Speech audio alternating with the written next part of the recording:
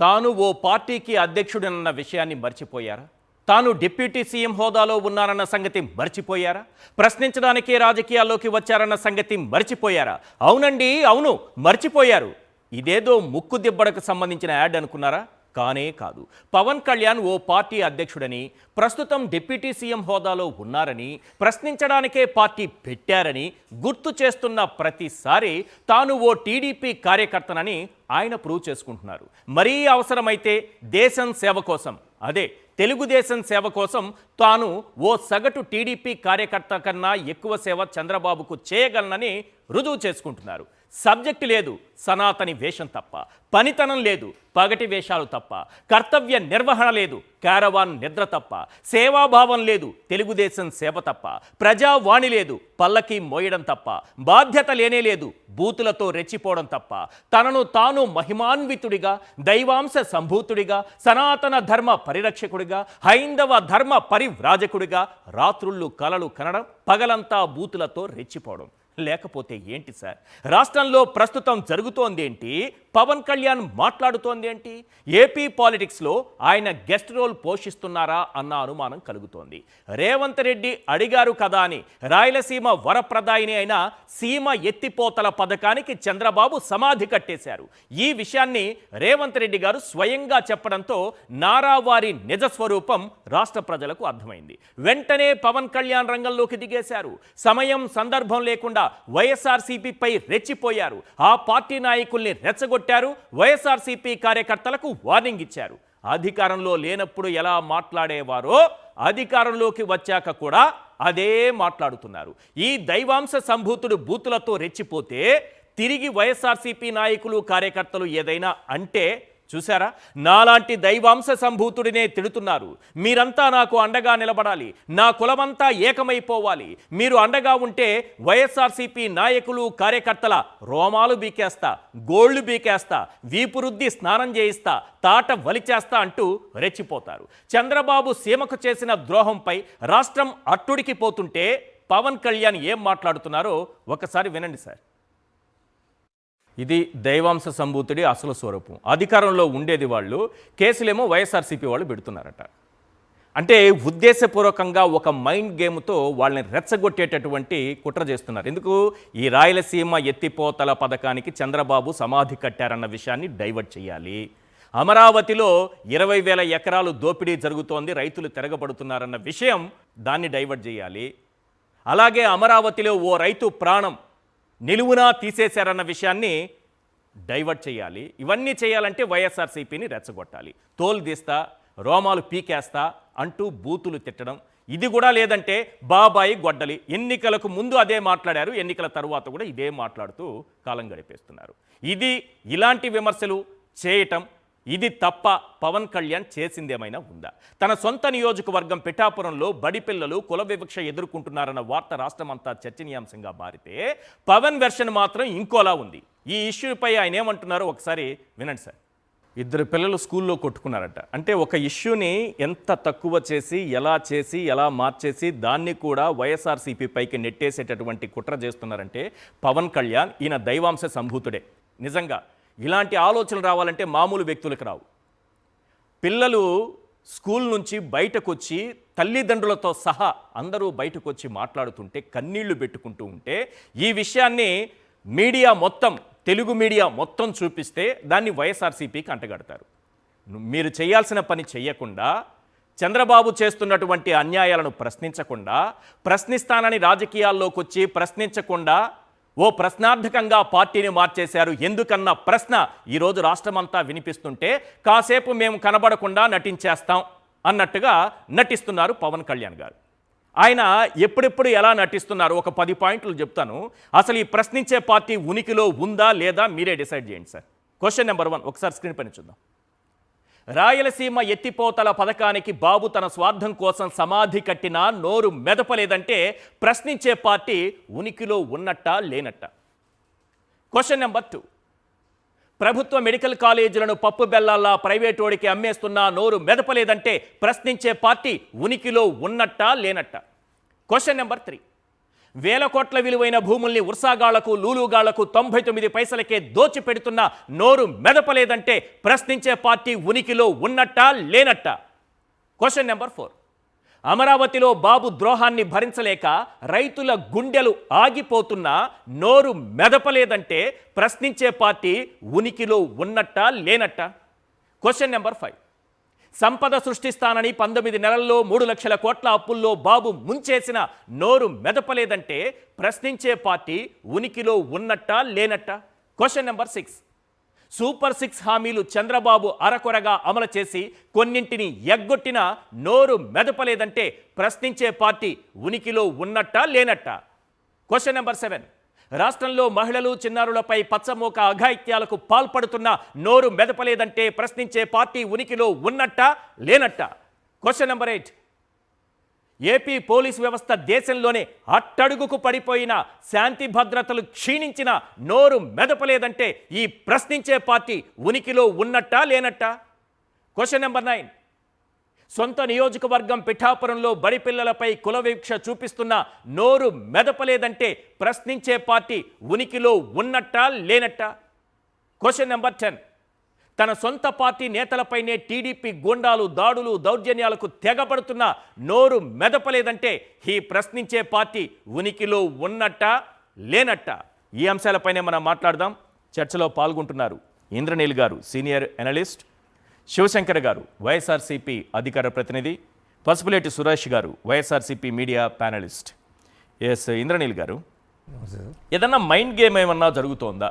పవన్ కళ్యాణ్ గారు అత్యంత తెలివిగా వైఎస్ఆర్సీపీ వాళ్ళపైకి, అంటే చంద్రబాబు నాయుడు గారు పాలనలో జరుగుతున్న రెడ్ బుక్ రాజ్యాంగంలో జరుగుతున్న ఈ అరాచకాలని వైఎస్ఆర్సీపీకి అంటగడుతూ మాట్లాడడం, వాళ్ళని రెచ్చగొట్టడం, తిరిగి వాళ్ళు ఏదైనా ఒక మాట అంటే నేను దైవాంశ సంభూతుడిని, నన్నే ఇలా మాట్లాడుతున్నారు అన్నంతగా వేషం వేసుకొని మళ్ళీ రోడ్డు మీదకు వచ్చేయడం ఏంటి? ఇదేమన్నా ఒక మైండ్ గేమ్ ఏంటి సార్? బేసికల్లీ పవన్ కళ్యాణ్ ఎలక్షన్ల ముందు కూడా కులభావనతో అన్నా ఉండండి అని పదే పదే కులాల ప్రస్తావన తెచ్చిన వ్యక్తి ఎవరంటే పవన్ కళ్యాణ్. అవును. సో కులభావనతో అన్నా నన్ను గెలిపించండి అని ప్రాధేయపడ్డారు. అలాగే ఆ ఓట్ బ్యాంక్ ఏదైతే ఉందో తనకి మద్దతుగా నిలబడ్డారు. కూటమికి కూడా ఓటు వేశారు. కానీ ఎలక్షన్ల ముందు పరిస్థితి ఎలా ఉంది అంటే తమ సామాజిక వర్గానికి కూడా అధికారంలో భాగస్వామ్యం కావాలని కోరుకున్న వాళ్ళు ఓట్లేశారు, అధికారంలోకి తీసుకొచ్చుకున్నారు. తీసుకొచ్చుకున్న తర్వాత పదే పదే 15 సంవత్సరాలు చంద్రబాబు గారే సీఎంగా ఉంటారనే మాట అవనివ్వండి, లేదు కూటమి ఇచ్చిన హామీలు నెరవేర్చలేకపోవటం అవ్వచ్చు. సో ఆ సామాజిక వర్గంలో నుంచి కూడా వస్తున్న వ్యతిరేకత, అంటే జనసేన కార్యకర్తలను టీడీపీ వాళ్ళు పదే పదే హింసించటం, కొట్టడం, ఇలాంటి సందర్భాల్లో కూడా మాట్లాడలేకపోవటం అవ్వచ్చు. మాట్లాడలేకపోవడం ఒకటి, మనం తగ్గి ఉండాలి తప్పదు అని చెప్పటం ఒకటి. అదే అంత అవసరం ఏమొచ్చింది? అదే చెప్తాను చూడండి. ఇక్కడ మీరు కానీ ఒక ఎగ్జాంపుల్ తీసుకుంటే, ఇప్పుడు వైఎస్ఆర్సీపీ పార్టీ ఉంది. అధినాయకుడు ఒక రెడ్డి సామాజిక వర్గానికి సంబంధించిన వ్యక్తి అయినప్పటికీ అన్ని కులాలు అన్ని మతాల వారు ఓట్లేసే పరిస్థితి ఉన్న పార్టీ. సో దానికి ఒక కులం ముద్ర అయితే లేదు. అలాగే టీడీపీ పార్టీ అధినాయకుడు కమ్మ సామాజిక వర్గానికి చెందిన వ్యక్తి అయినప్పటికీ అన్ని కులాలు అన్ని మతాల వాళ్ళు ఓట్లేసే పరిస్థితి ఉంది. కానీ జనసేనని కేవలం ఒక సామాజిక వర్గపు ఓట్లు మాత్రమే పడే స్థాయికి ఎందుకు వచ్చింది అంటే, ఆ విధంగా చంద్రబాబు నాయుడు గారి గైడెన్స్లో కేవలం ఆ ఓట్లను పోలరైజ్ చేయటానికి మాత్రమే పవన్ కళ్యాణ్ గారు మాట్లాడటం అవ్వచ్చు, తన పనితీరు అవటం కారణంగా ముందు రోజుల్లో కూడా మీరు చూడండి, కనీసం పీఆర్పీ పెట్టిన రోజుల్లో పీఆర్పీలో కూడా అన్ని మతాలు అన్ని కులాలకి ప్రాతినిధ్యం సరిగా ఉండటం వల్ల వాళ్ళకి మంచి ఓటు పర్సంటేజ్ వచ్చింది. మొదటిసారి పోటీ చేసిన ఓన్లీ ఏపీ తీసుకున్న దాదాపు 25%, ఓవరాల్ తీస్తే 18% వచ్చినట్టుంది. అవును. కానీ జనసేన విషయానికి వచ్చేసరికి డే 0 నుంచి కేవలం కాపు సామాజిక వర్గపు ఓట్లను మాత్రమే ప్రభావితం చేయటం, రాష్ట్రమంతా కనీసం పర్యటనలు కూడా చేయకుండా 2024 ఎన్నికలకు ముందైతే వైజాగ్ నుంచి మచిలీపట్నం వరకే కేంద్రీకృతం అవటం వీళ్ళ పర్యటనలు. అక్కడ కూడా కులభావన కలిగి ఉండాలి అని పదే పదే మాట్లాడటం, ఎప్పుడు తన మీద విమర్శ చేసినా అది కాపు కులం మొత్తాన్ని విమర్శించినట్లు పోలరైజ్ చేసి ఆ ఓటు బ్యాంకుని పోనీయకుండా కాపాడుకోవాలనుకోవటం, ఇదంతా కూటమి యొక్క ఒక రాజకీయంగా ఒక స్ట్రాటజీ. కానీ ఈ రాజకీయ స్ట్రాటజీలో దెబ్బతింటుంది ఎవరు? ఒకటి జనసేన పార్టీ. అందులో చంద్రబాబు గారు చెప్పిన గైడెన్స్లో పని చేయటం వలన పవన్ గారు ట్రాప్లో పడి తన పార్టీని తనే 5-6%కి రిస్ట్రిక్ట్ చేసుకుంటున్నారా, లేదు అసలు పార్టీ పెట్టినప్పుడు నుంచే తన గైడ్ లైన్స్లోనే నడుచుకుంటున్న పవన్ కళ్యాణ్ గారు కూడా ఉద్దేశపూర్వకంగానే కేవలం ఈ ఓట్లు ఉంటే చాలు అనే విధంగా నడుచుకుంటున్నారా అనేది ఇప్పుడు మొన్న ఎన్నికల్లో ప్రజలైతే ఆలోచించుకోవాలి. 10% కూడా లేదు కదా, లేదు సార్, సింగిల్ డిజిటే, అంతే సింగిల్ డిజిట్లోనే ఓట్ షేర్ అంతే ఉంటుంది సార్.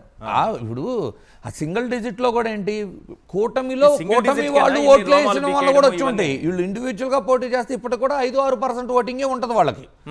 సో ఈ విధంగా కేవలం ఒక కులం మాత్రమే ఓట్లేసే పరిస్థితిలో రిస్ట్రిక్ట్ అవ్వాల్సిన పరిస్థితి ఎందుకు వస్తుంది అంటే కూటమిని కాపాడటం కోసం. ఇప్పుడు చూడండి, క్రెడిట్ వచ్చే ప్రతి చోటకి లోకేష్ గారు వెళ్తారు. మీకు విశాఖలో సమ్మిట్ నడిపినా, లేదు కొత్తగా ఒక ఐటీ కంపెనీ ఓపెనింగ్ ఉండా, పేరు వచ్చే ఏ సందర్భం ఉండా కూడా, అంటే చివరికి పేరు వచ్చే సందర్భం అంటే చిన్న చిన్న ఓపెనింగ్స్ ఉండా కూడా పేరు వచ్చే సందర్భాలు ఉంటే లోకేష్ గారు వెళ్తారు.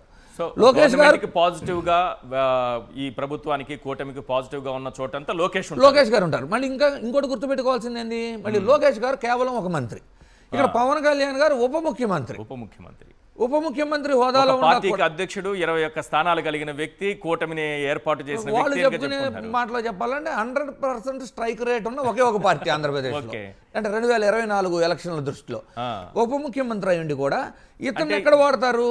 ఎక్కడైతే డ్యామేజ్ జరిగింది, ఎక్కడైతే తేలిపోయిందో కూటమి, అక్కడ డ్యామేజ్ కంట్రోల్ కోసం పవన్ పంపిస్తారు. అంటే మీకు వైజాగ్లో ముందు ఋషికొండ ప్యాలెస్ దగ్గరకు పంపుతారు, ప్యాలెస్ అని పదే చెబుతారు, తర్వాత అటు విశాఖ అంటారు. ఇతనితో ఎలక్షన్ల ముందు విశాఖ స్టీల్ ప్లాంట్ గురించి మాట్లాడిస్తారు, కానీ వైజాగ్ పదే వెళ్ళే పవన్ కళ్యాణ్ గారు అటు సైడ్ మాత్రం వెళ్ళరు.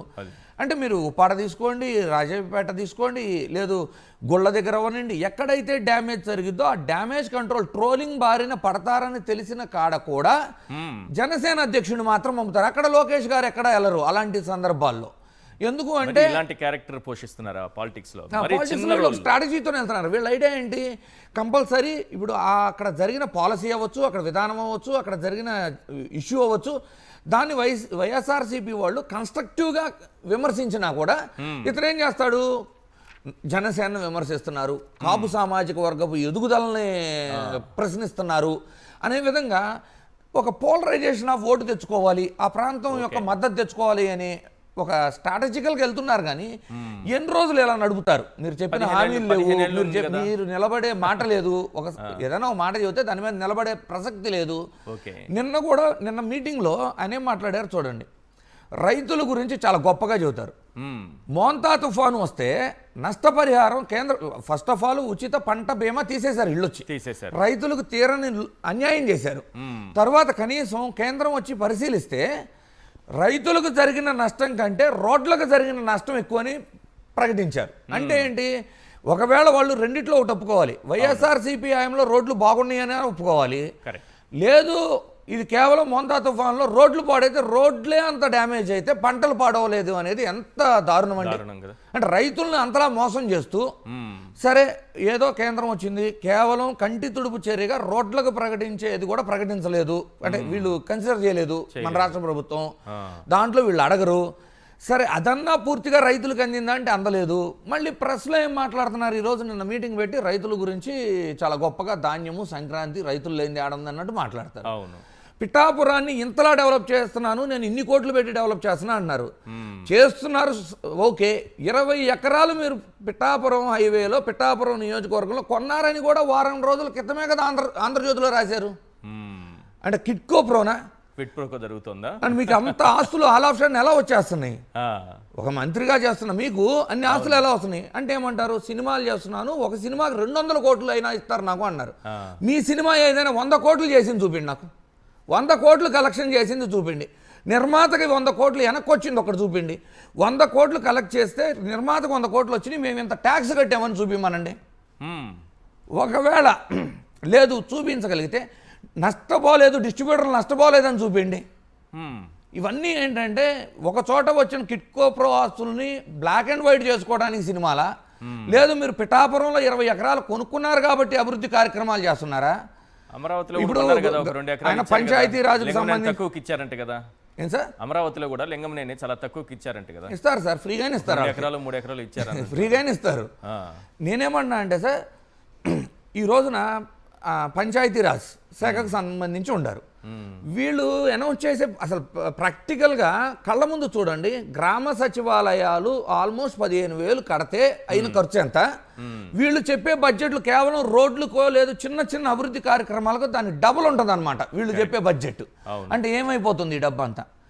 గేదెల తొట్టెలు అంటే గేదెలు అంటే పశువులకి వాటర్ కోసం పెట్టే తొట్టెలకి వీళ్ళు వేసే బడ్జెట్, శాంక్షన్ చేసే బడ్జెట్ 10,000 కోట్లు లాగా ఉంటుంది.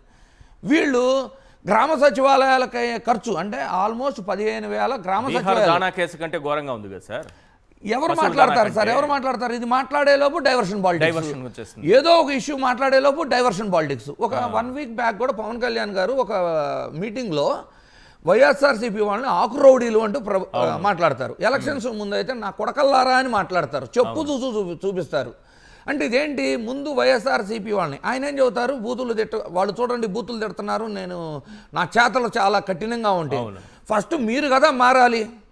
ఒక పార్టీ నాయకుడిగా, ఒక ప్రభుత్వ కల్పిస్తారు, ఒక అభూత కల్పన సృష్టిస్తూ వాళ్ళు తిడుతున్నారు, వాళ్ళు కొడుతున్నారు, నన్ను చంపడానికి వస్తున్నారు, గోర్లు గీకడానికి వస్తున్నారు, అక్కడ రహస్యంగా ఒకటి తిరుగుతున్నాడు. ఇవన్నీ కూడా ఆయనే కదా సృష్టించినవి, ఆయనే సృష్టిస్తాడు సార్. అదే నేనేమన్నానంటే, ఇక్కడ ప్రజలకు కన్నా కనీసం విచక్షణ ఉండాలి కదా. మనం ఎవరు మాట వింటున్నాం, ఏం చెబుతున్నారు, ఒక మాట మీద నిలబడలేని వ్యక్తి ఏం మాట్లాడుతున్నారు, ఆ విచక్షణ ప్రజలు కోల్పోతున్నారా అనే అనుమానం ఈ రోజున వస్తుందన్నమాట. ఆయన ఏం చెప్పారు, ఒక 1 వీక్ ముందు మీటింగ్లో కూడా ఆకు రౌడీలు ఇలా మాట్లాడిన దాంట్లో 2017 ఆ సమయంలో భీమవరం వెళ్ళారంట. భీమవరం వెళ్తే బొమ్మిడి నాయి గారు వాళ్ళ నాయకుడే, వాళ్ళ ఇంటికి వెళ్తేనంట వాటర్ అంట కంటామినేట్ అయి పచ్చగా ఉన్నాయంట. ఆ రోజు నుంచి ప్రశ్నిస్తున్నారంట. ఆ రోజు అధికారంలో ఉంది ఎవరు సార్? చంద్రబాబు గారు కదా. వైఎస్ఆర్సీపీ అధికారంలో అప్పుడు రాలేదు కదా. అంటే ఆయన మీటింగ్లో ఏం మాట్లాడుతున్నారో తనకన్నా తెలియాలి. అతను ఏమంటారు, మా వాళ్ళని కొడుతున్నారు అంటారు. ఏది? ఈ రెడ్ బుక్ రాజ్యాంగంలో ఒక కోడిని కొత్తేనో ఒక పోస్టు పెడితే అరెస్ట్ చేస్తుంట వైసీపీ వాళ్ళని. వైసీపీ వాళ్ళు వచ్చి జనసేన కార్యకర్తలను కొట్టే పరిస్థితి ఉంది అంటే ప్రజలన్నా నమ్ముతారా సార్? నమ్ముతారా? వాళ్ళ పేపర్లోనే ఏం రాస్తున్నారు, టీడీపీ వాళ్ళు జనసేన వాళ్ళని కొడుతున్నారని రాస్తున్నారు. జనసేన వాళ్ళు ఈయన్ని పబ్లిక్గా ఈయన ఏదైనా మీటింగ్ ఆర్గనైజ్ చేస్తే అక్కడ అడగాలని ప్రయత్నించినా కూడా ఇతను సస్పెండ్ చేసేయండి, అతని దగ్గర మైక్ లాక్కోండి, ఈ విధంగా వ్యవహరిస్తారు. అంటే మిమ్మల్ని మీ వాళ్ళని కొడుతున్నది టీడీపీ వాళ్ళు కాళ్ళు పట్టించుకుంటున్నారు సార్. ఈయన ఏమంటాడు, ఆకు రౌడీలు వాళ్ళ కాళ్ళు కీళ్ళు తీసేస్తాను. కాకపోతే సార్ వైఎస్ఆర్సీపీ అధినాయకత్వం నుంచి కింద క్యాడర్ వరకు వాళ్ళు అర్థం చేసుకోగలిగారు. పవన్ కళ్యాణ్ కేవలం పోలరైజేషన్ ఆఫ్ ఓటు కోసం రెచ్చగొట్టి తిట్టించుకోవడానికి ప్రయత్నించి రాజకీయ లబ్ధి పొందాలని చూస్తున్నాడు అని వాళ్ళకి అర్థమైన తర్వాత ఎంతలా మాట్లాడుతున్నా కూడా ఈ మధ్య వైఎస్ఆర్సీపీ వాళ్ళు ఎవరు పట్టించుకోవట్లేదు. ఇక్కడ ఏమవుతుంది అంటే, ఎప్పుడైతే పట్టించుకోవట్లేదో అటుపక్కేమో కూటమిలో టీడీపీ వాళ్ళు పట్టించుకోవట్లా, ఉప ముఖ్యమంత్రి అనేది కూడా ఆయన లెక్క చేయట్లా. ఈయన ఏదేదో స్టేట్మెంట్ ఎత్తాడు, సీజ్ ద షిప్ అంటే అది వెళ్ళిపోతుంది. డిఎస్పీ గురించి ఏదైనా మాట్లాడితే ప్రమోషన్ వస్తుంది. అంటే ఈయన ఏది మాట్లాడితే దానికి యాంటీగా వాళ్ళు వ్యవహరించి నీ స్థాయి ఇది అని చూపిస్తారు. అటు కూటమి వాళ్ళు పట్టించుకోరు, ఇటు ప్రతిపక్షంలో ఉన్న వైసీపీ కూడా పట్టించుకోబోతుంటే ఐడెంటిటీ క్రిసిస్ వచ్చి ఇంకా ఇలాగే కొన్ని రోజులు ఐడెంటిటీ క్రిసిస్ వస్తే మళ్ళీ దారుణమైన బూతులు మాట్లాడినా మనం ఆశ్చర్యపోతున్నాం సార్. రైట్. శివశంకర్ గారు, ఇంద్రనీల్ గారు చెప్పినట్టు ఒక ఐడెంటిటీ క్రైసిస్లో ఉండి నేను వార్తల్లో ఉండాలి, నన్ను ఎవడో పట్టించుకోవట్లేదని ఆయనకాయనే ఊహించుకొని ఎవరో తిట్టేస్తున్నారని, ఆయనని ఎవరో చంపడానికి వచ్చారని అటు తిరిగాడు ఒకడు వాడిని పట్టుకోండి అని చెప్పడం, ఇవన్నీ కూడా మళ్ళీ పైగా వైఎస్ఆర్సీపీ నాయకుల్ని కార్యకర్తల్ని బూతులతో రెచ్చిపోవటం, పొరపాటున ఎవరైనా నోరు జారితే చూసారా నన్ను తిడుతున్నారు వీళ్ళు, ఇది ఒక మైండ్ గేమ్ ఒకటి స్టార్ట్ చేశారా పవన్ కళ్యాణ్? ఏమైనా అసలైన సమస్యలు వదిలి, ఈ రాష్ట్రంలో చాలా సమస్యలు ఉన్నాయి, నేను చెప్పాను ఒక 10 మాత్రమే చెప్పా, 100 ఉంటాయి, వాటిని వదిలిపెట్టి ఈ మైండ్ గేమ్ ఏంటి సార్? మీకు అదేవిధంగా ఇంద్రనీల్ గారికి, మా మిత్రులు సూర్యరాజ్ గారికి, ఆ వీక్షకులందరికీ నమస్తే సార్. నమస్తే. ఇంతవరకు ఇంద్రనీల్ గారు చెప్పింది కానీ మీరు ఏదైనా మాట్లాడింది కానీ ఒకటి క్లియర్ గా చెప్పదలుచుకున్నాము, వైఎస్ఆర్ కాంగ్రెస్ పార్టీ పవన్ కళ్యాణ్ అనేటువంటి వ్యక్తిని మేము ఇగ్నోర్ చేశాము, పట్టించుకోవట్లేదు. కానీ ఈ రోజు ఉప ముఖ్యమంత్రిగా ఉన్నటువంటి వ్యక్తి మాట్లాడారు కాబట్టి, సందర్భం వచ్చింది కాబట్టి 2-3 మనం చెప్తాం. ఈ రోజు రాష్ట్రం అంతా సార్ ప్రాంతాల వరకు తీసుకున్నట్టయితే నెల్లూరు దగ్గర నుంచి రాయలసీమ ఉమ్మడి 4 జిల్లాలు ప్లస్ నెల్లూరు 5 జిల్లాలంతా కూడాను అట్టుడుకుతుంది. ప్రతి ఒక్క దగ్గర చర్చ ఇదే జరుగుతుంది. Rayalaseema lift irrigation project Jaganmohan Reddy గారు స్టార్ట్ చేసేసి రోజుకు 3 టీఎంసీలు ఎత్తిపోతల ద్వారా ఈ ప్రాంతానికి తాగునీరు సాగునీరు అందియాలి, చెన్నైకి కూడా మంచినీళ్ళు అందియాలి అనేటువంటి ఉద్దేశంతో చేసినటువంటి ఈ ప్రాజెక్టుని చంద్రబాబు నాయుడు గారు ముఖ్యమంత్రి అయిన తర్వాత తన శిష్యుడు పొరుగు ముఖ్యమంత్రి రేవంత్ రెడ్డి గారితో పర్సనల్ గా మీట్ అయ్యి ఆయన రిక్వెస్ట్ చేస్తే ఈయన దాన్ని నిలుపుదల చేశారు అనేటువంటిది సాక్షాత్తు రేవంత్ రెడ్డి గారు అసెంబ్లీ సాక్షిగా, బయటనో ఆఫ్లైన్ లోనో ఇంకోటి అంటే ఇది పట్టించుకోవాల్సిన అవసరం లేదు. పెద్దగా ఒక ముఖ్యమంత్రిగా అసెంబ్లీలోనే నేను మాట్లాడాను, చంద్రబాబు నాయుడు గారితో ముఖ్యమంత్రితో మాట్లాడాను, కావాలంటే నిజ నిర్ధారణ కమిటీ వేసుకోండి అని చెప్పిన తర్వాత కూడా ఈ తెలుగుదేశం పార్టీ నాయకుల నుంచి కానీ ఎవరి దగ్గర నుంచి కూడా స్పందన లేదు. సో ఈ ప్రాంతం అంతా కూడా నిజంగా లిఫ్ట్ ఇరిగేషన్ అనేటువంటి ప్రాంతం, ఇది రాయలసీమ లిఫ్ట్ ఇరిగేషన్ లేకపోతే సార్ రాయలసీమ ఎడారవుతుంది. ఇప్పటికే మాకు కేటాయించినటువంటి ట్రిబ్యునల్ ప్రకారం మాకు కేటాయించినటువంటి, ఎందుకంటే రాయలసీమ వాసిగా చెప్తున్నాను, 101 టీఎంసీల నీళ్లను మాకు కేటాయించినటువంటి వాళ్ళను 20 సంవత్సరాల నుంచి ఏదైతే 881 అడుగులు వస్తేనే పోతిరెడ్డిపాడు హెడ్ రెగ్యులేటర్ ద్వారా వస్తాయి. కానీ వరదలు వచ్చినప్పుడు మాత్రమే 2 సార్లు 3 సార్లు వచ్చాయి, అది కూడా నిరుపయోగంగా వెళ్ళిపోయాయి. కానీ 19 సంవత్సరాలలో ఏ రోజు కూడాను మాకు నీళ్ళు అనేటువంటిది రాలేదు, రావు కూడా. దాని గురించే వైఎస్ జగన్మోహన్ రెడ్డి గారు 800 అడుగుల నుంచే కేవలం 3,600 కోట్ల ఖర్చుతో దాన్ని పెట్టి రోజుకి వరద టైంలో 3 టీఎంసీలు నీరు తీసుకొని వస్తే కనుక దాన్ని ఇస్తారు. దానికి గురించి మాట్లాడితే ఈరోజు చంద్రబాబు నాయుడు గారు మాట్లాడరు, ఇంకొకరు మాట్లాడరు, మంత్రులు మాట్లాడరు. మాట్లాడితే ఏమంటారు, జగన్మోహన్ రెడ్డి గారి మీద ఎదురుదాడి చేస్తున్నారు. కానీ చిన్న లాజిక్ మిస్ అయ్యారు సార్. లాజిక్ ఏంటంటే రేవంత్ రెడ్డి గారు చెప్పారు చంద్రబాబుతో ఆపేసి అనేసి. ఎందుకు చంద్రబాబు నాయుడు గారు మాట్లాడలేదు? మేము మాట్లాడలేదయ్యా, రేవంత్ రెడ్డి అపార్థం చేసుకున్నాను, నేను ఎప్పుడు మాట్లాడాను, నాకు ఇంపార్టెంట్ కదా, నేను సరడే ఎల్లో మీడియా అది రాయదే, జగన్మోహన్ రెడ్డి గారి మీద పుంకాలుగా రాస్తా ఉన్నారే, దాని గురించి ఎల్లో మీడియాకి పవన్ కళ్యాణ్కి పెద్ద తేడా లేదంటారా మీరు? ఖచ్చితంగా అంతే కదా సార్.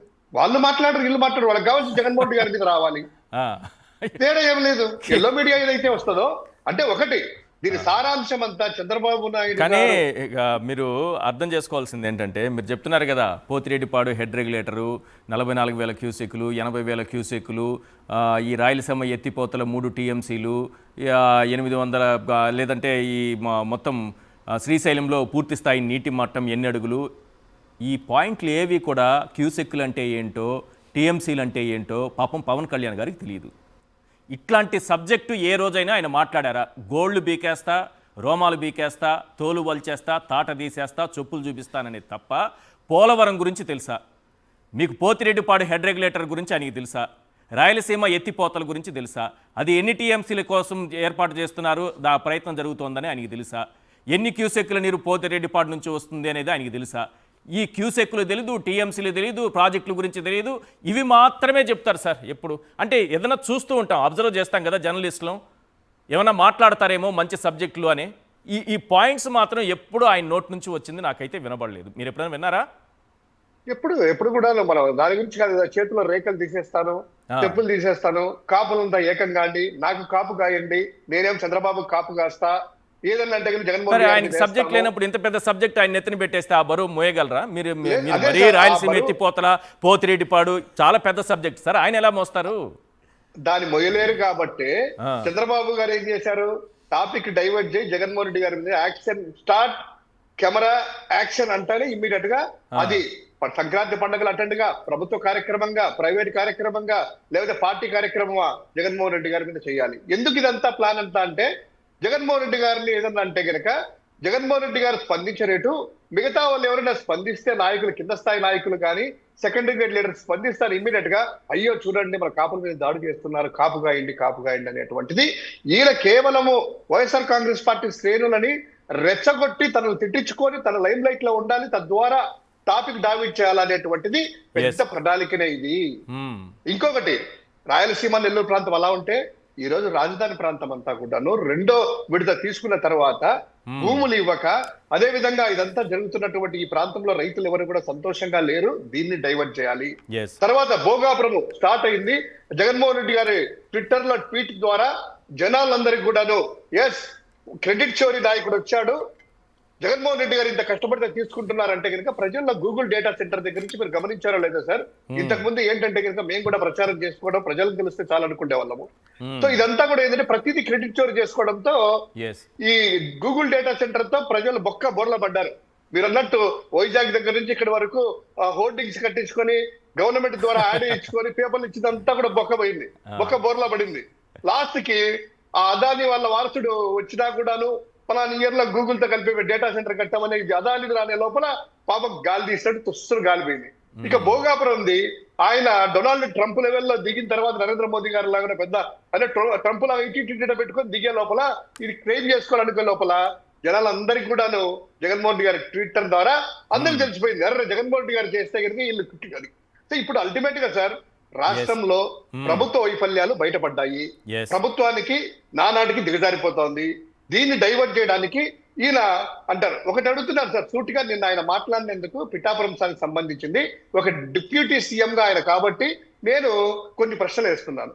ఆయన మాట్లాడింది గతంలో మర్చిపోయి ఆయనకేమన్నా మర్చిపోతాడో లేదా జనాలు మర్చిపోతాడు అనుకుంటున్నారా కానీ ఈయన ఏమంటాడు, చిన్న చిన్న స్కూల్లో ఇష్యూలు జరిగినా కూడా పిఠాపురం ఎమ్మెల్యేకి ఏం సంబంధం అన్నారు. పూర్తి వీడియో నేను చూశాను.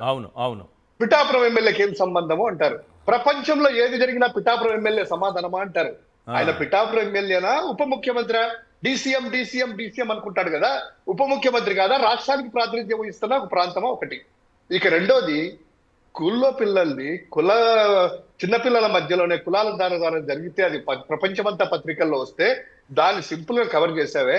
గుర్తుందా లేదో పవన్ కళ్యాణ్ గారు ఇదే రేపల్లెలో అమర్నాథ్ గౌడ్ అనే వ్యక్తి వెంకటేశ్వర రెడ్డి వ్యక్తిగత కక్షలతో కొట్టుకొని వెంకటేశ్వర రెడ్డి అమర్నాథ్ గౌడ్ ఏదో చంపేస్తే ఇమ్మీడియట్ గా రంగంలోకి దిగి రాష్ట్రమంతా తిరిగి ఒక బీసీ నాయకుడిని జగన్మోహన్ రెడ్డి గారు చంపించారు వైఎస్ఆర్ కాంగ్రెస్ పార్టీ అన్నారు. ఎక్కడో రేపల్లె, జగన్మోహన్ రెడ్డి గారికి ఏం సంబంధం? ఆ స్కూల్లో పవన్ కళ్యాణ్ గారికి సంబంధం లేదు నాకు అంటున్నారు. స్కూల్లో ఆయన నియోజకవర్గంలోనే డిప్యూటీ సీఎం గా ఉన్న వ్యక్తి అంటున్నారే. ఇంకోటి, పులివెందుల్లో వివేకానంద రెడ్డి గారి హత్య గురించి చేసేసి రీసెంట్ గా 2025లో కూడాను హైకోర్టు వారు ఏమి ఇచ్చారు సార్ ఆదేశాలు? సుప్రీంకోర్టుకి వెళ్ళించిన తర్వాత జగన్మోహన్ రెడ్డి గారిని విచారించాల్సిన అవసరం లేదని, సాక్ష్యాధారాన్ని చూసిన తర్వాత, ఎవిడెన్స్ అన్ని చూసిన తర్వాత ఈ చర్చలు ఇలా అన్నారు కదా, ఇన్వెస్టిగేషన్. కానీ దాన్ని కూడాను కోర్టు చెప్పిన దాన్ని కూడాను తనకు గౌరవం లేకుండా ఉప ముఖ్యమంత్రి అనేటువంటి స్థానంలో ఉన్నటువంటి వ్యక్తి ఈ రోజు ఆ కేసు గురించి మాట్లాడుతా ఉన్నారు. ఇంకోటి, సుగాలి ప్రీతి మీ హయాంలో జరిగితే 2017లో మీరు భుజం మోస్తున్నటువంటి చంద్రబాబు హయాంలో జరిగితే ఆ రోజు తర్వాత జగన్మోహన్ రెడ్డి గారు వాళ్ళకు బెయిల్ చేస్తే మీరేమన్నారు?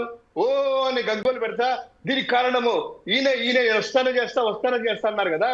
వచ్చి 2 సంవత్సరాలు అవుతుంది. సుగాలి ప్రీతికి ఇప్పుడు ఏం న్యాయం చేశారు అంటే రాష్ట్రంలో ఏది జరిగినా జరగకపోయినా ఒక క్రియేట్ చేసి జగన్మోహన్ రెడ్డి గారి మీద విషం పొందించిన వాళ్ళు స్లోగా ఏదైతే వాలంటీర్లు తిరిగేసి అది 33,000 మంది హ్యూమన్ ట్రాఫికింగ్ దగ్గర నుంచి అది సిప్ వీటి వల్ల ప్రజల్లో అబాసు పాలయ్యేసి మైలేజ్ కంట్రోల్ చేయడానికి, పెంచుకోవడానికి, డ్యామేజ్ కంట్రోల్ చేయడానికి చంద్రబాబు గారు పన్నినటువంటి పన్నాగంలో స్క్రిప్ట్ పంపిస్తే ఎల్లో మీడియా ఎలా చేస్తుందో అచ్చం ఎల్లో మీడియా మించి పవన్ కళ్యాణ్ గారు మాట్లాడుతూ తద్వారా వైఎస్ఆర్ కాంగ్రెస్ పార్టీ శ్రేణులు రెచ్చగొట్టి ఆయన తిట్టించుకొని దాన్ని బూచిగా చూసుకొని మరోసారి కాపు కాయండి చూడండి జగన్మోహన్ రెడ్డి గారు అన్నారనేటువంటి సానుభూతి పవనాల కోసం ఆయన ప్రయత్నం చేస్తున్నాడే. దీన్ని ప్రజలు వాస్తవం తెలుసుకున్నారు. తెలుగుదేశం వాళ్ళు తన్నినా తిట్టినా ఏది చేసినా కూడా మనం ఊడిగం చెయ్యాలి. ఏది మాట్లాడినా కూడా అసందర్భంగా ఏదో మీరు అన్నారు ఇందాక, ఏదో వేలు రేఖలు లేకుండా చేస్తా, చెప్పు చూపిస్తా, రోమాలు తీస్తా, లైఫ్ బాయ్ సబ్బు తీసుకొని స్నానం చేపిస్తా. ఈ మాటలు ఏంటి సార్? ఇది సుగాలి ప్రీతి హంతకులకి గోళ్ళు బీకేయలేదు, రోమాలు బీకేయలేదు, తాటదీయలేదు, వాళ్ళకేదో సోపేసి వీపులు రుద్దలేదు, ఏమీ చేయలేదు. కానీ మీ పార్టీ నాయకులకు మాత్రం ఇవన్నీ చేసేస్తాను అంటున్నారు. అసలు ఈరోజు అన్యాయం అయిపోతున్నారు, అక్రమ కేసులు పెడుతున్నారు, రోడ్లో వాళ్ళని కొట్టి నడిపించి తీసుకెళ్ళి బాధితుల్ని చేస్తున్నారు. ఇన్ని చేస్తూ ఉంటే వైఎస్ఆర్సీపీని ఏదో ఒక రౌడీ పార్టీ, ఆకు రౌడీ పార్టీ, వీళ్ళంతా అలాంటి రౌడీలని ముద్ర వేసే ప్రయత్నం చేసి అంటే గట్టిగా మాట్లాడడం ద్వారా తిరిగి మీరు ఏదైనా అంటే చూసారా నా పైన దాడి చేస్తున్నారని చెప్పుకునే ఒక ప్రయత్నం చేస్తున్నారు పవన్ కళ్యాణ్ గారు. ఈ ప్రయత్నాన్ని ఎలా చూస్తారు? సార్, ముందుగా మీకు ప్యానెల్లో ఉన్నటువంటి శివశంకర్ అన్నయ్య గారికి, ఇంద్రనీల్ గారికి నా నమస్కారాలు. నమస్తే సార్. మనకి ఒక వేమన పద్యము మీకు గుర్తుండే ఉంటుంది. ఉప్పు కప్పు రంబు నొక్క పోలిక నుండు చూడ చూడ రుచులు జాడ వేరయ్య పురుషులందు పుణ్య పురుషులు వేరయ్య విశ్వధాభిరామ వినుర వేమ అవును, అన్నటువంటి పద్యం మీరు బాగా గుర్తుండే ఉంటుంది. అవును సార్. ఇప్పుడు ఈ సందర్భంలో ఎందుకు చెప్తున్నానంటే, మ్మ్. భారతదేశంలో రాజకీయ నాయకులందరూ ఒకలాగుంటారు. ఎవరైనా విమర్శిస్తే ఫ్యాక్ట్ చెక్ ద్వారా మీరు విమర్శకి సమాధానం ఏ రకంగా ఉంటుంది, ఇది మీరు చెప్పింది అవాస్తవాలు, ఇదిగోండి మా దగ్గర ఉన్నటువంటి ఆధారాలనో లేదా ప్రతి సమాధానమో లేదంటే సద్విమర్శలు చేసేటువంటి పరిస్థితి దేశ రాజకీయాల్లో ప్రతి రాజకీయ నాయకుడు చేస్తాడు. మ్మ్. కానీ పవన్ కళ్యాణ్ గారు ఏ రకమైనటువంటి రాజకీయాలు చేస్తారంటే, కేవలం తెలుగుదేశం పార్టీ నుంచి వచ్చినటువంటి స్క్రిప్ట్ను చదవడం వరకే పని చేస్తారు. అందుకే నేను ఆ పద్యాన్ని చదివాను. రాజకీయ నాయకులలో పవన్ కళ్యాణ్ వేరయ్యా అనాల్సినటువంటి పరిస్థితి ఇప్పుడు. ఆ, ఎందుకంటే ఒక మనిషి ఇన్ని రకాల వేరియేషన్స్ బహుశా భారతదేశంలో ఆంధ్రప్రదేశ్లోనే, అది కూడా పవన్ కళ్యాణ్ గారే ఉంటారు తప్ప మరొకరు ఉండరు. ఎన్ని వేరియేషన్స్ ఉన్నాయి ఏంటి? ఇప్పుడు మీరు చెప్పారు సనాతన ధర్మం అంటూ, సనాతనిని నేను సనాతనిని అని స్వయం ప్రకటిత అవతారాన్ని ప్రకటించుకున్నారు తిరుపతి పుణ్యక్షేత్రంలో. అవును. ఆ రోజు నుంచి ఆయన సనాతన అవతారం ఎత్తినప్పటి నుంచి అపచారాలు పెరిగిపోయినాయి ఆంధ్ర రాష్ట్రంలో. కుండీల్లో చోరీ జరుగుతుంది, భక్తులు చనిపోతారు, అదేవిధంగా ప్రతి దేవాలయంలో కూడా అపచారాలు జరుగుతూ ఉంటాయి. కానీ సనాతన అవతారం ఎత్తినటువంటి పవన్ కళ్యాణ్ గారు ఏనాడైనా ఆ దిశగా పనిచేశారా? దుర్గమ్మ గుడికి కరెంట్ బీకేస్తేనే ఏం మాట్లాడలేదు ఆయన. మరి అదే నేను చెప్తున్నాను. ఏ పూటకి ఆ వేషాన్ని మీరు చూస్తారు, సనాతన అవతారం ఎత్తడానికి అవసరమైనటువంటి కాస్ట్యూమ్ ని కూడా నీట్ గా డిజైన్ చేసుకొని ఎరుపు రంగులో ఆయన ఇంకా దేశ ప్రజలందరూ కూడా ఈయన ఒక గొప్ప హిందుత్వవాది అని నమ్మాలని వస్తారు. మరి నిన్నేమో పిఠాపురంలో వెస్ట్రన్ స్టైల్లో స్పైక్స్, టీ షర్ట్లు, షర్ట్లు. సనాతన ధర్మంలో నాకు తెలిసి టీ షర్ట్ లో వెస్టర్న్ కల్చర్ ఉండదు నాకు తెలిసినంత వరకు. అదే ఈ అంటే costume. అప్పటి వరకే సనాతన అవతారం అన్నది ఆ పూటకే ఆయన వేషం. ఏదైతే సినిమాల్లో స్క్రిప్ట్ ప్రకారం వేషాలు మారుతూ ఉంటాయో, ఆ, రాజకీయాల్లో కూడా ఆ రకమైనటువంటి వేష మార్పులను పవన్ కళ్యాణ్ గారు పాటిస్తున్నారు. మ్మ్. నిన్న మాట్లాడిన మాటలు మీరు చూశారు. నా మాటలు చాలా మెత్తగా ఉంటాయి, చేతలు చాలా గట్టిగా ఉంటాయి అన్నారు. మరి గట్టి చేతలు ఉన్నట్టయితే ఆరోగ్యశ్రీ బకాయిలు లేవని చెప్పి వీధి పోరాటాలు చేస్తున్నారు. గట్టి చేతలతో ఆ బకాయిలు ఇప్పించచ్చు కదా. మరి గట్టి చేతలుంటే ఉప ముఖ్యమంత్రి గారు కదా, విద్యార్థులు ఫీజు రియంబర్స్మెంట్ ఇవ్వండి మహాప్రభు అని వీధి పోరాటాలు చేస్తున్నారు. ఫీజు బకాయిలు ఇప్పించచ్చు కదా. మరి గట్టి చేతలే ఉంటే మహిళలకు రక్షణ కోసం ప్రత్యేక చట్టాన్ని చేస్తే అధికారం ఇవ్వండి అన్నారు కదా, అధికారం ఇచ్చారు. ఎక్కడ ప్రత్యేక చట్టాలు? గట్టి చేతలు చూపించచ్చు కదా. మరి గట్టి చేతలే ఉంటే నిన్నటికి నిన్న వరదలు విపత్తులు వచ్చాయి. ఈ ప్రభుత్వం వచ్చినాక విజయవాడ వరదలు జరిగాయి. 19 నెలలుగా అవుతాంటే గట్టి చేతలేమయ్యాయి? ఇంతవరకు వరద పరిహారం లేదు రైతులకు. మరి గట్టి చేతలే ఉంటే రాష్ట్రంలో రైతులకు గిట్టుబాటు ధరలు ఇప్పించచ్చు కదా. మరి గట్టి చేతలే ఉంటే ఈ యొక్క పోలీసింగ్ వ్యవస్థని పటిష్టం చేసి దేశంలో నెంబర్ 1 చేయొచ్చు కదా. మరి గట్టి చేతలే ఉంటే ఆర్థిక విధ్వంసం అయిపోతుంది అప్పుల ద్వారా, అప్పులను కట్టడి చేయొచ్చు కదా గట్టి చేతల వలన. మెడికల్ కాలేజీలో ఏం గట్టి చేతలు? పప్పులు బెల్లాల్లాగా ఏం 99 గట్టి చేతలు? నాకు పైసలకు అర్థం భూములు. కావట్లేదు. సినిమా డైలాగులకు పరిమితం అయిపోయి ఎక్కడికి వస్తే అక్కడ ఎడాపెడా డైలాగులు 4 జారించి చుస్సుమని పలాయనం చిత్తగిస్తుంటే ఇదేం రాజకీయ నాయకం? అందుకే దేశ రాజకీయ నాయకులలో పవన్ కళ్యాణ్ వేరయ్యా అన్నటువంటి రీతిలో కానీ ఈ రోజు పవన్ కళ్యాణ్ డేంజరస్ పాలిటిక్స్ ఒకటి నడుస్తోంది సార్. మీరు బాగా గుర్తుపెట్టుకోండి, మెడికల్ కాలేజీల మీద గట్టి పోరాటం చేసిన సందర్భంలో ఒకసారి బయటకు వచ్చారు. తర్వాత ఈ రాయలసీమ ఎత్తిపోతల చంద్రబాబు నాయుడు గారు దొరికిపోయి ద్రోహిగా మిగిలిపోతున్నారు చరిత్రలో అనే విషయం ఎప్పుడైతే బయటపడిందో అప్పుడు బయటకు వస్తారు. ఇలాంటి వచ్చినప్పుడు డైవర్ట్ చేసి వైఎస్ఆర్సీపీని తిడుతారు. ఆయనే కల్పించుకుని తిట్టించుకోవడానికి ప్రయత్నం చేస్తూ ఉంటారు. సార్ పవన్ కళ్యాణ్ గారు అనేక సందర్భాల్లో నేను కొన్ని వేల పుస్తకాలు చదివాను. ఆనాడు చెగువీరా గారు ఇలాంటి మాటలు మాట్లాడారు, వాజ్పేయి గారు ఇలాంటి మాటలు మాట్లాడారు, కరుణానిధి గారు ఇలాంటి మాటలు మాట్లాడారు అనేసి కొన్ని ఉదహరిస్తారు. ఇప్పుడో పురాతన కాల మాటలను ఉదహరించేటువంటి పవన్ కళ్యాణ్ గారు నిన్న అసెంబ్లీలో పక్క రాష్ట్రంలో ఆయన ఉండేటువంటి రాష్ట్రంలో ముఖ్యమంత్రి ఇంత రకమైనటువంటి రాజకీయ ఆయన ఉండే కుట్రని రాష్ట్రం ఏంటి? బయట పెడితే పవన్ కళ్యాణ్ ఆంధ్రప్రదేశ్ రాష్ట్రం కాదా ఏంటి? ఆయన ఉండే రాష్ట్రం అంటారు మళ్ళీ. ఆయన రాష్ట్రం ఆంధ్ర రాష్ట్రము, నివాసము తెలంగాణ రాష్ట్రం. అంటే ఆంధ్రప్రదేశ్ వ్యక్తి కాదా ఏంటి అంటున్నా. వ్యక్తి ఆంధ్రప్రదేశ్కి చెందిన వ్యక్తే, ఆ. రాజకీయము ఆంధ్రప్రదేశ్ లోనే చేస్తారు, ఆ. ఆయన పదవులు ఆంధ్రప్రదేశ్ లోనే ఉంటాయి, ఆయన నడిపే వ్యవహారాలు ఆంధ్ర రాష్ట్రంలోనే ఉంటాయి, ఆయన పొందే ప్రయోజనాలన్నీ ఆంధ్ర రాష్ట్రంలోనే ఉంటాయి. కానీ ఆయన మాత్రం తెలంగాణలో ఉంటారు. సో ఉదయం బ్రష్ చేసుకునేటప్పుడు రాత్రి నిద్రపోయేది మొత్తం తెలంగాణలో, రాజకీయాలు మాత్రం ఆంధ్రప్రదేశ్లోనా? ఏంది సార్ 132 సార్లు ప్రత్యేక విమానాల ప్రయాణాలు తెలంగాణ టు ఆంధ్ర జరిగితే కూడా మీరు మళ్ళీ ప్రశ్నిస్తున్నారంటే ఇంత స్పష్టంగా వారే తెలంగాణ టు ఆంధ్ర 132 సార్లు తిరిగారే, ఈ ప్రజలు గమనించరా? ఒక విషయం స్పష్టం సార్, ఇక్కడ ఆ. పవన్ కళ్యాణ్ గారు నిజంగా నిన్న కూడా అన్నారు, నేను దేశం కోసం పని చేస్తా, దేశ సౌభ్రాతృత్వం కోసం అవును, పని ఒక నిమిషం నేనే అడగాలనుకున్నా, దయచేసి ఒక్క నిమిషం. దేశం కోసం పాటుపడుతున్న వ్యక్తిని నేను, దేశం కోసం పని చేస్తున్న ఏం చేశారు దేశం కోసం? నాకు అర్థం కాలేదే. ఏమన్నా ఎగ్జాంపుల్ ఉందా ఒకటైనా? ఒక ఎగ్జాంపుల్ ఉంది సార్. చంద్రబాబు నాయుడు గారేమో స్వాతంత్రం తీసుకొచ్చానంటారు, ఈయనేమో దేశం కోసం నేనే పాటుపడుతున్నాను అని అంటారు. దేశం దేశం దేశం అంటే భారతదేశం కాదు సార్, అది తెలుగుదేశం. ఓహో, తెలుగుదేశం దానికోసం. పార్టీని ఏ రకంగా అధికారంలోకి తేవాలి, చంద్రబాబు నాయుడు గారికి ఏ రకంగా అధికారాన్ని కట్టబెట్టాలి, చంద్రబాబు నాయుడు గారి ద్వారా ఏ రకంగా ఈ రాష్ట్రాన్ని లూటీ చేయాలన్నదే వారి ఉద్దేశం. ఒకటే, పవన్ కళ్యాణ్ గారు నిన్న మాట్లాడుతా ఎక్కడో నల్గొండ జిల్లాలో నీటి కొరత వచ్చేసింది, అక్కడ రోగాల బారిన పడిపోతున్నారు ప్రజలు, నేను పట్టించుకున్నాను ఆనాడు అన్నారు కదా. మరి ఆనాడు ఆయన చేతిలో అధికారం లేదు, ఆయనకి వెసులుబాటు లేదు.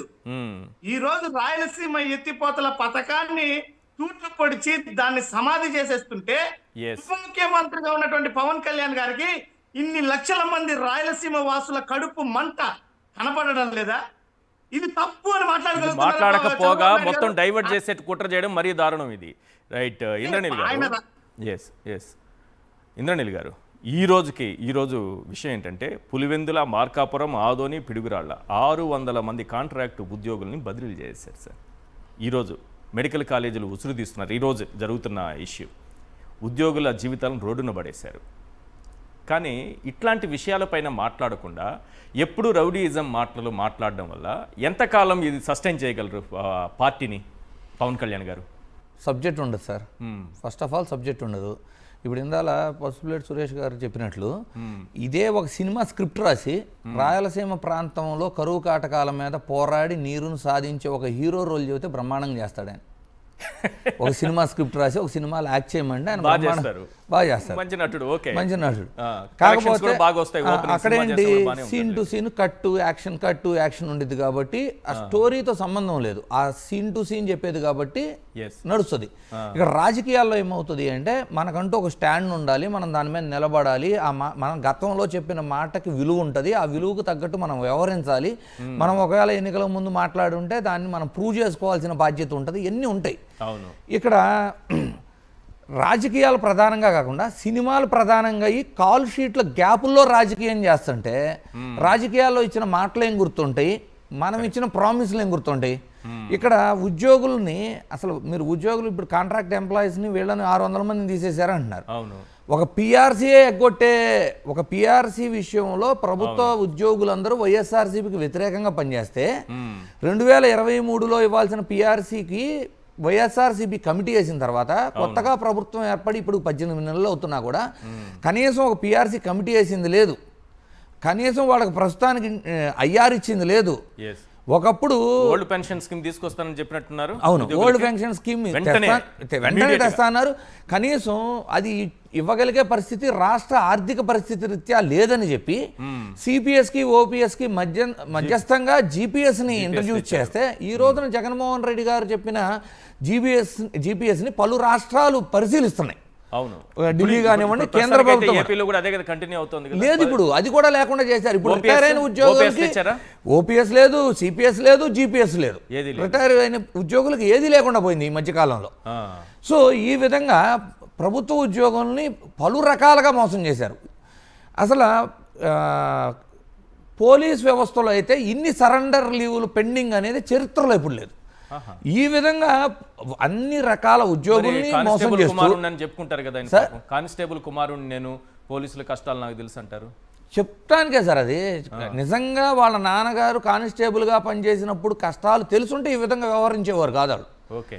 సో ఇవన్నీ ఎలా ఉంటాయి అంటే ఆ టయానికి స్క్రిప్ట్ ఇస్తే ఆ స్క్రిప్ట్ను ఫాలో అవటమే కానీ గతంలో మనం ఏం మాట్లాడున్నాం చూడండి, సనాతన అవతారం చాలించారు, అదే భగవంతుడు ఒక అవతారాన్ని చాలించి ఇంకో అవతారం అంటారు చూడండి, ఆ టైపులో ఇప్పుడు చూడండి బొట్టు ఉండదు, వేషధారణ మారిపోయిద్ది. ఇప్పుడు రాష్ట్ర వ్యాప్తంగా గుళ్ళల్లో అపచారాలు జరుగుతున్నా కూడా వీళ్ళకి చలనం ఉండదు. ఇదే దుర్గ గుడి అసలు జరిగిందేమో వెంకటేశ్వర స్వామి గుడిలో, ఆ వైష్ణవ దేవాలయానికి అమ్మవారి గుడికి ఉన్న డిఫరెన్స్ తెలియదు. కింద నుంచి పైకి అంటే వీడియోలు ఏమో రికార్డ్ చేసేటప్పుడు పబ్లిసిటీ స్టంట్లు చేసేటప్పుడు ఈ రోజున సోషల్ మీడియా యుగం వచ్చేసిన తర్వాత కట్టు యాక్షన్ చెబుతున్నప్పుడు ఈయన యాక్ట్ చేస్తున్న వీడియోలు కూడా బయటకు వచ్చేస్తున్నాయి. మోంతా తుఫాను సమయంలో కూడా రైతుల దగ్గరికి వెళ్ళి ఇలా వంగాలా అలా వంగాలా అని మాట్లాడుతున్న వీడియోలు సైతం వస్తున్నాయి. సో ఇప్పుడు ఏమైపోతుందంటే సార్ ప్రతిసారి కుల ప్రస్తావన తేవటం అసలు ఇవన్నీ ఎందుకు సార్? ఇది పార్టీకి ఎంతవరకు మేలు చేస్తుంది? ఆయన సొంత పార్టీకి, ఆయన సొంత పార్టీ అంటే సార్ ఆయన ఉద్దేశపూర్వకంగా అసలు ఈ పార్టీ పెట్టారా? ఆయన ఆలోచన సిద్ధాంతపరంగా ఏమైనా పార్టీ పెట్టారా? ఎందుకంటే 4 రోజులు చెగువేరా అంటారు, మాయావతి గారి కాళ్ళకి దండం పెట్టి మాయావతి గారిని కలుపుకొని వెళ్దాం అంటారు, 4 రోజులు కమ్యూనిస్టులతో తిరుగుతారు, ఈ రోజున సనాతన అంటారు, మళ్ళీ ఈ రోజు చూస్తే ఆ సనాతన అవతారం కూడా కనపడదు. సో ఒక స్టాండ్ లేని వ్యక్తి నిజంగా సిద్ధాంతపరంగా పెట్టుకుంటే నా సిద్ధాంతాలు ఇవి, నా స్టాండ్స్ ఇవి, నేను ఇలాగే ఉండాలి, ఈ సిద్ధాంతపరంగా భావజాలం కలిసిన పార్టీలతో పొత్తు ఉండాలి. అధికారం కోసం పొత్తు పెట్టుకున్నాం, అధికారం కోసమే పొత్తు పెట్టుకున్నప్పుడు ఇవన్నీ నడపలేరు ఈ విధంగా. సో ఇతని నల్ల ఎలా ఉంది అంటే కేవలం టీడీపీ కోసం పనిచేయటం, ఒక సెక్షన్ ఆఫ్ పీపుల్ని మాత్రమే అట్రాక్ట్ చేయగలగటం, అక్కడ డ్యామేజ్ జరిగిన ప్రతిసారి యాక్షన్లోకి రావటం. ఇంకొక పాయింట్ సార్, ఇప్పుడు ఎస్ఐఆర్ ఉంది కదా, ఉత్తరప్రదేశ్లో దగ్గర 3 కోట్ల ఓట్లు డిలీట్ చేశారు. 2,17,00,000 ఓట్లు డిలీట్ చేసి వాడు చెప్పింది వీళ్ళు నివాసం ఎక్కడ ఉండలేదు అని చెప్పారు. మరి రేపు ఆంధ్రప్రదేశ్లో ఎస్ఐఆర్ నడిపితే చంద్రబాబు, లోకేష్, పవన్ కళ్యాణ్ ఓట్లు రద్దు చేయబోతున్నారా లేదు అంటే ఆంధ్రప్రదేశ్లో ఉంచుతారు? మరి వాళ్ళు నివాసం అంటే క్లారిటీగా చెప్పండి నాకు, ఇది మళ్ళీ ఆలోచన కొత్త పాయింట్. ఇది ఉత్తరప్రదేశ్లో ఎస్ఐఆర్ నడిపితే 2,17,00,000 మంది ఉపాధి రీత్యా ఏదైనా కానివ్వండి వాళ్ళ స్వగ్రామాలలో ఉండకుండా వేరే చోట ఉంటున్నారు, అందువల్ల ఇక్కడ ఓట్లు డిలీట్ చేసాం ఉత్తరప్రదేశ్లో అని చెబుతున్నారు. 2,17,00,000. మరి పవన్ కళ్యాణ్ గారు, లోకేష్ గారు, చంద్రబాబు గారు అంటే 6 నెలలుగా లేకపోతే తీసేస్తారంట నివాసం, ఇక్కడ స్థిర నివాసం 6 నెలలు లేకపోతే. మరి వీళ్ళు గత 10 ఏళ్లుగా స్థిర నివాసం లేని వాళ్ళు కదా, వీళ్ళు హైదరాబాద్లో కదా వీళ్ళ స్థిర నివాసం ఉంది. అవును. మరి ఎస్ఐఆర్ ఆంధ్రప్రదేశ్లో నడిపితే చంద్రబాబు గారు, పవన్ కళ్యాణ్ గారు, లోకేష్ గారు వీరు ఎస్ఐఆర్ జరిగినప్పుడు ఆంధ్రప్రదేశ్ ఓటర్లుగా పరిగణించబడతారా లేదు డిలీట్ చేసి తెలంగాణకు పంపించాలా వీళ్ళని? మరి కేంద్ర ఎన్నికల పనిచేస్తే డిలీట్ కొట్టాల్సిందే. మరి అక్కడ అంటే సామాన్యులకు ఒక రూలు, నాయకులకు ఒక రూల్ ఉండకూడదు కదా ఎలక్షన్ కమిషన్ విషయంలో. చట్టమే న్యాయమే, ధర్మం. సో ఎస్ఐఆర్ నడిపే లోపల ఆంధ్రప్రదేశ్లో స్థిర నివాసం ఏర్పరచుకుంటే ఈ మనకి వారం ఫ్లైట్ ఛార్జీలు అన్న ప్రజాధనం వృధా అవ్వకుండా ఉంటుంది సార్. రైట్. శివశంకర్ గారు కన్క్లూడ్ చేయండి సార్. 15 ఏళ్ళు చంద్రబాబుతోనే కలిసి ఉండాలని చెప్పటం కానీ, ఈరోజు ఆయన ఇస్తున్న స్టేట్మెంట్లు కానీ, డైవర్షన్ పాలిటిక్స్ కోసం ఒక క్యారెక్టర్ని పోషిస్తారు ఆయన, ఆ పనులు కానీ వైఎస్ఆర్సీపీని రెచ్చగొట్టి తిట్టించుకుని దాని ద్వారా లబ్ధి పొందాలనేటటువంటి ఒక మైండ్ గేమ్ కానీ, ఇవన్నీ సొంత పార్టీకే నష్టం చేసేటటువంటి అంశాలుగా చూడొచ్చా? ఖచ్చితంగా సార్, ఆల్రెడీ డ్యామేజ్ అనేటువంటి జరుగుతూ ఉంది. ఫస్ట్ ఆయన వ్యక్తిత్వం చూస్తున్నారు. ఇప్పుడు ఇంద్రనీలలో చెప్పినట్టు కాపు సోదరులు మనకు కూడా మిత్రులు అందరూ ఉంటారు కదా, వీళ్ళందరూ ఆలోచన ఒకటే, మనం ఇంతకుముందు ఒక ఇల్యూజన్ లో అంటే భ్రమంలో పెట్టాడైనా లేదా ఈ వాస్తవాలు అనుకుంటే ఇప్పుడు ఏం చేస్తున్నాడని. ఉదాహరణ చెప్తాను, సంక్రాంతి సంబరాలు నేను వెళ్ళారు, సంతోషం, సంక్రాంతి పండుగ అందరికి ముఖ్యమైనది, చేయాలి, డాన్సులు కూడా వాళ్ళ ఇష్టం. కానీ అంబటి రాంబాబు గారు మంత్రి హోదాలో చేస్తే ఈయన సంబరాల రాంబాబు అనేసి అది ఎటకారంగా సినిమాల్లో పెట్టి ఇలా చేసేసి, ఎంత అంటే ఒక మంత్రిగా ఉన్నటువంటి వ్యక్తి అలా చేయడం ఏంటి అనేటువంటి భావన జనాలందరినీ తీసుకెళ్లాడు. ఇదే వ్యక్తి నిన్న సంక్రాంతి సంబరాల్లో వాళ్ళతో కొంచెం డ్యాన్సులు వేస్తున్నాడు. ఏంటి మీనింగ్ ఏంటి సార్? ఒకసారి అర్థం చేసుకోవాలి. అంటే ఆ రోజేమో సంబరాల రాంబాబు అది ఇది అనేటి అన్నారు కదా, ఇది ఇప్పుడు ఏమనాలి ఇప్పుడు ఈ రాంబాబు గారిని, అంటే పవన్ కళ్యాణ్ గారిని? అది ఇక రెండవది సార్, కర్మ సిద్ధాంతం అది చదువుకుంటే కదా, సనాతన ధర్మాన్ని పేరు పెట్టుకుంటే సరిపోదు, కర్మ సిద్ధాంతాన్ని కూడా చదువు ఉండాలి. భగవద్గీత చదివితే ఇవన్నీ తెలుస్తాయి. మీరు చెప్పినట్టు ఒక రోల్ అనేటువంటిది సార్. ఇప్పుడు దశావతారాల్లో ఒక అవతారం లాగా ఎప్పుడు ఏ అవతారం ఏ అవసరం వస్తే కనుక చంద్రబాబు నాయుడు గారు చెప్పినట్టు ఆ అవతారాన్ని ఆ రోల్ ని పోషించడం మాత్రమే నాకు తెలుసు. అవతారాన్ని జాలించారు. ఎందుకంటే నిజంగా సనాతన అయితే ఇప్పుడు ఆయన అంటూ మొన్న ఏదో అన్నారు కదా, యోగి ఆదిత్యనాథ్ లాగా ఇలా చేస్తా అలా చేస్తారని. యోగి ఆదిత్యనాథ్ ఎప్పుడు చూసినా కూడా నాకు తెలిసి మీటింగులు కానీ తన యొక్క వేషాధారణ కానీ సనాతన ఆయన చెప్పుకున్నా కూడా ఆయన కాషాయ దుస్తుల్లో ఉంటారు. మరి ఈయనేంటి సార్, ఎలా చూస్తే ఇలా ఒకసారి పైకి దూకుతారు, ఇలా చేస్తారు, ఒక ఇలా గడ్డం పెడతారు, ఒకసారి టీ షర్ట్ వేస్తారు, ఒకసారి పోలీసుల్లో వేసి గద్దు పట్టుకొని తిరుగుతారు. ఏదైతే హీరోలా ఇది కనిపిస్తున్నారా ఏంటంటే లేదా? ఇప్పుడు- బాగున్నారు చూడండి, నా వెనకే ఉన్నారు, బాగున్నారు కదా, హీరోలా ఉన్నారా లేరా? అదే అంటే తప్పు పట్టట్లేదు, వ్యక్తిగతంగా మనం వెళ్ళట్లేదు. అంటే సనాతిని అని చెప్పి తర్వాత మళ్ళా మన ఏదో అన్నారు సార్, మీరు గమనించారు లేదో, నేను లెఫ్టిస్ట్ కాదు ఆయిస్ట్ సెంట్రిస్ట్ అంట. సనాతన్ దగ్గర నుంచి మళ్ళీ సెంట్రిస్ట్ కి వచ్చారు. సెంట్రిస్ట్ నేను అని చెప్పి చెప్తున్నారు. రైట్. అంటే ఈయన ఏ అవసరం వస్తే అవసరానికి తగ్గినట్టు నటించడమే అల్టిమేట్. ఒకటి వైఎస్ఆర్ కాంగ్రెస్ పార్టీని Yes. గిల్లడము, గిచ్చించుకోవడము, అబ్బా నొప్పిని చెప్పడము, ఈయన భావన, ఈయన ఆవేశము, ఇదంతా కూడాను గత ఎన్నికల్లో అంత ఇంత వర్కౌట్ అయిందేం కానీ Yes. ఇప్పుడు ప్రజలందరూ కూడా గమనిస్తా ఉన్నారు, కూటమి పట్ల పూర్తి వ్యతిరేక భావాలు Right, sir. విరజిమ్ముతున్నాయి. Yes. ఈ స్థాయిలో వ్యతిరేక పవనాలు ఏ రాష్ట్రంలో ఏ ప్రభుత్వానికి కూడా లేవు. Right sir. ఇది తెలుసుకునే పాలసీ మీద మాట్లాడి జగన్మోహన్ రెడ్డి గారు నిన్న ప్రెస్ మీట్ అంతా ఫాలో అయింటారు కదా సార్, ఒక్కరైనా వచ్చి సమాధానం చెప్తున్నారా? ఎల్లో మీడియా దగ్గర నుంచి ఎవరైనా కూడా ఒకటి వాళ్ళు అనుకోవచ్చు తెలంగాణలో లాగా ప్రజలు రోడ్ల మీదకి రావాలని, బట్ దురదృష్టం ఏంటంటే మంచి ఉద్దేశమో తెలియదు కానీ ఆంధ్రప్రదేశ్ లో మాత్రము మైండ్ లో పెట్టుకుంటారు, ఏదో రోడ్డు మీదకి వచ్చేసేసి కాదు తెలంగాణ వాళ్ళలాగా ఉవ్వెత్తున రారు, కానీ ఖచ్చితంగా తన గుణపాఠం మాత్రము చెప్పక తప్పదు. Right. Thank you sir. Shivashankar గారు చర్చలో పాల్గొన్నందుకు, ఫస్ట్ ప్లేట్ సురేష్ గారు థ్యాంక్ యూ అండి, ఇంద్రనీల్ గారు థ్యాంక్ యూ అండి. ఇది వాటి చర్చా కార్యక్రమం. చూస్తూనే ఉండండి సాక్షి టీవీ.